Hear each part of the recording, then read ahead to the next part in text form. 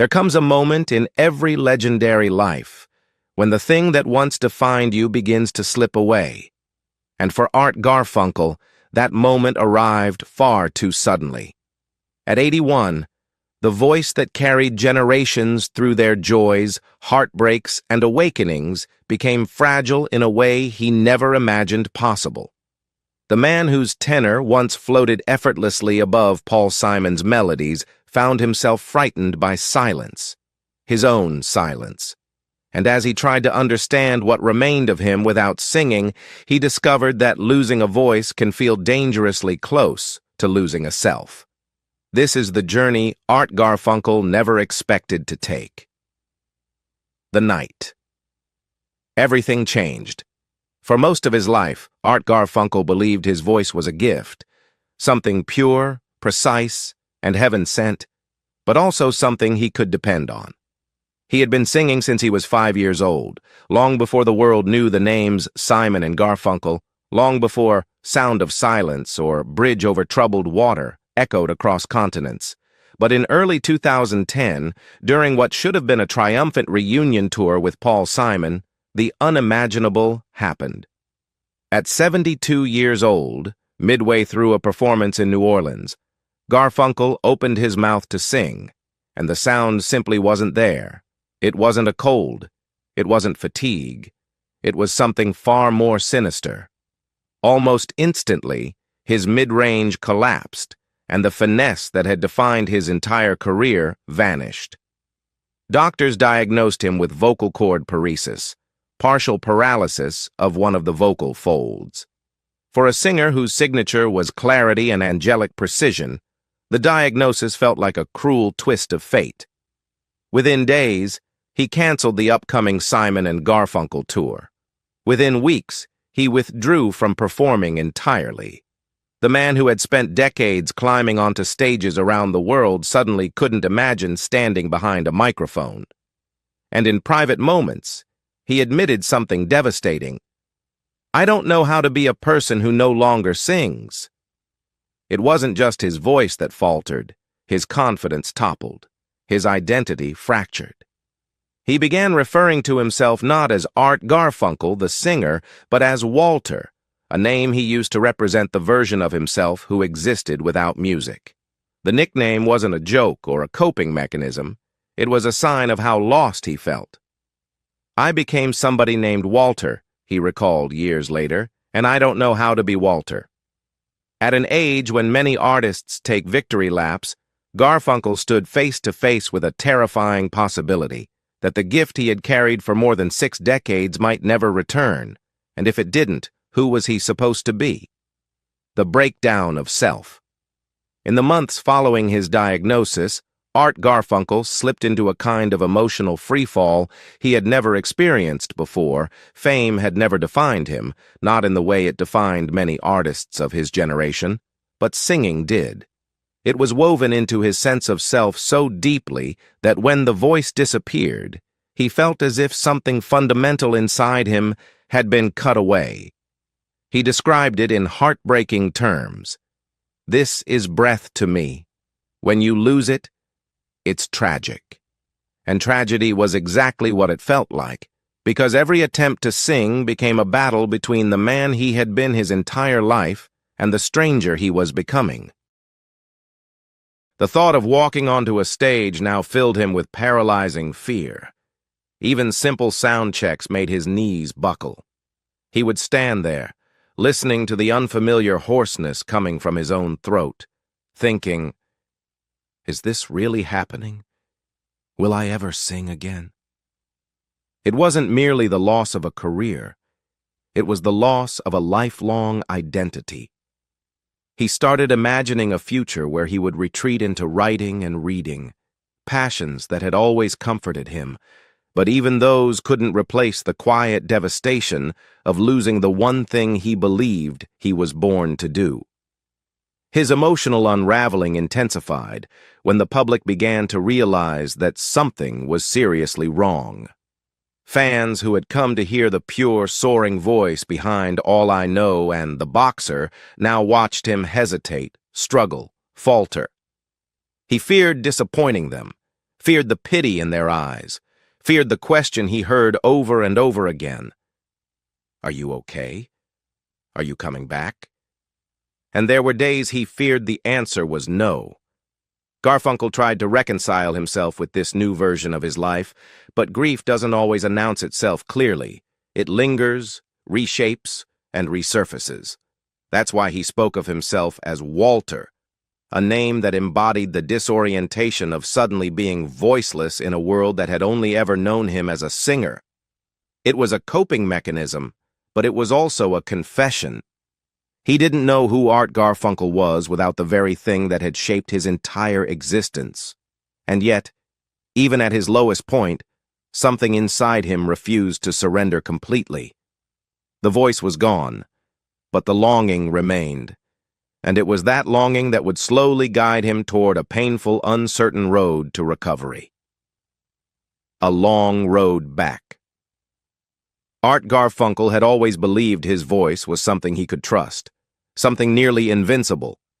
But after months of silence, fear, and self-doubt, he realized that if he wanted even the slightest chance of reclaiming it, he would have to rebuild himself from the ground up.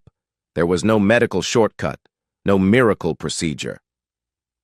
What he faced was a slow, lonely, and often humiliating process, and he had to face it at an age when most performers had already settled comfortably into retirement. He began quietly, almost shamefully, singing along to the softest, most forgiving voices he knew: James Taylor, the Everly Brothers, Chet Baker. They became his teachers, his companions, and in many ways his lifeline. He described the process as gently teasing the voice back, sometimes managing a clean note, sometimes hearing nothing but a rasp. But even those tiny victories carried him through the hopeless days. It wasn't singing the way the world remembered Art Garfunkel, but it was singing, and that was enough to keep him trying. Still, it wasn't enough to practice alone. Garfunkel knew he had to face the real thing: a microphone, a room, an audience.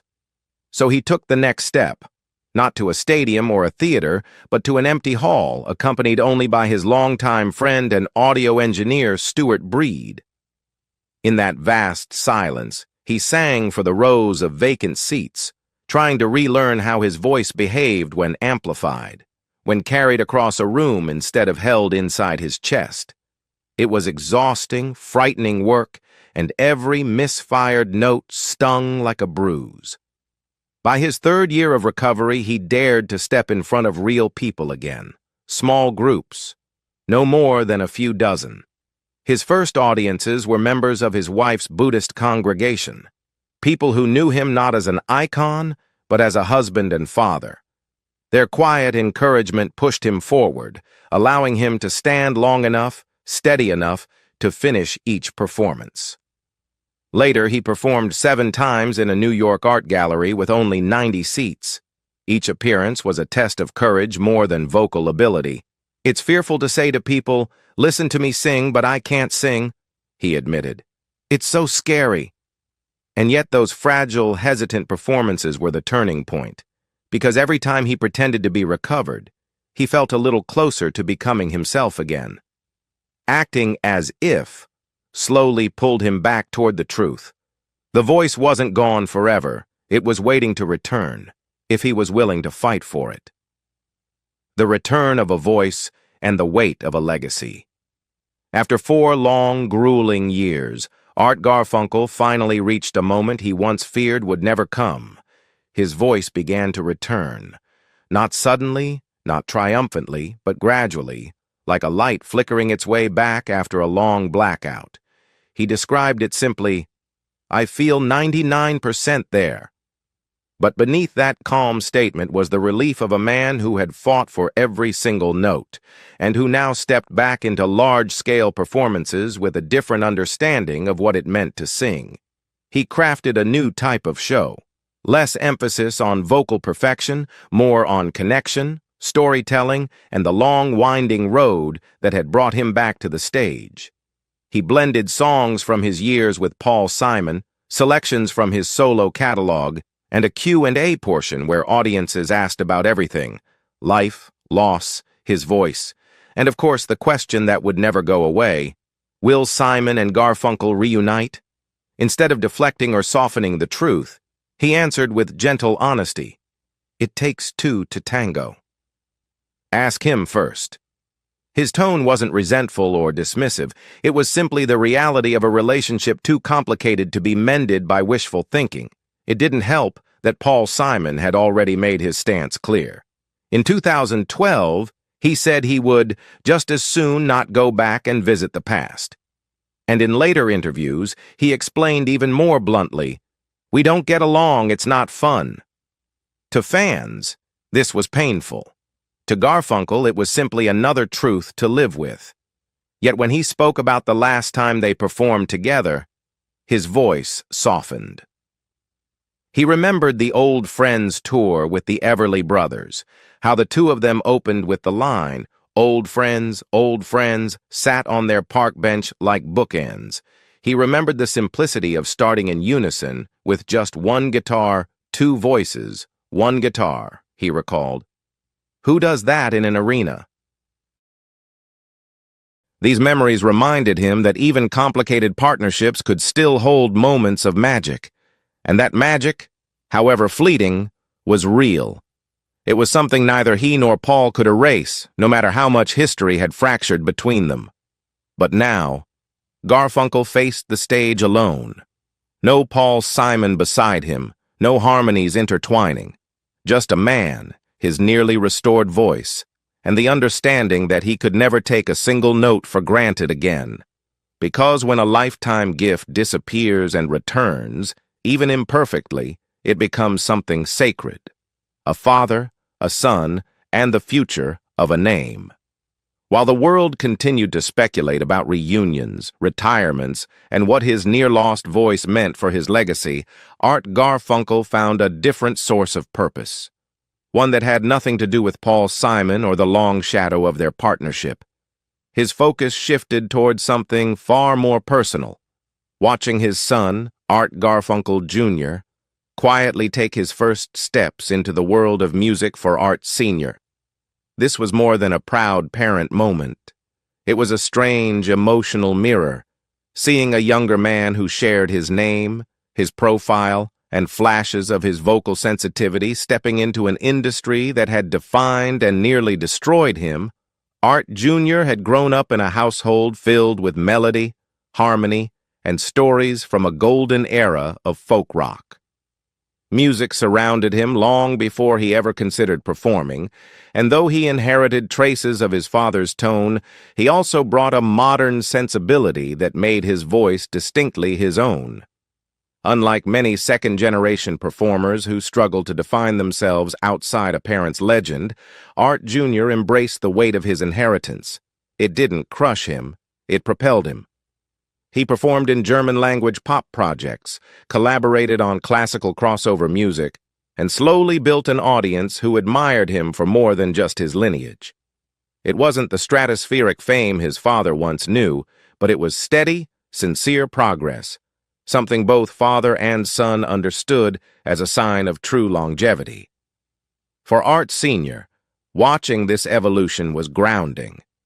It reminded him that music didn't end with his injury, or with the dissolution of Simon and Garfunkel, or with growing older. It continued, through a younger voice, through a new generation, through someone who had seen his father at his strongest and at his most vulnerable.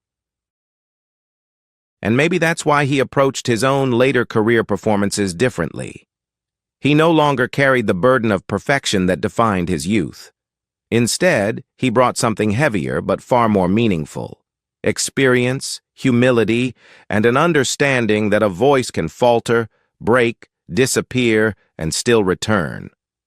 As Art Jr. carved out his own path, Art Sr. found himself reflecting on the strange arc of his own life, one filled with triumphs, collapses, and comebacks. And standing at the microphone in his 80s, he realized that even if he never again reached the vocal purity of his younger days, he still had something to offer.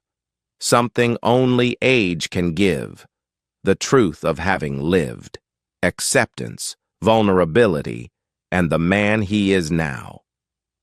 By the time Art Garfunkel reached his 80s, he had accepted a truth that once terrified him.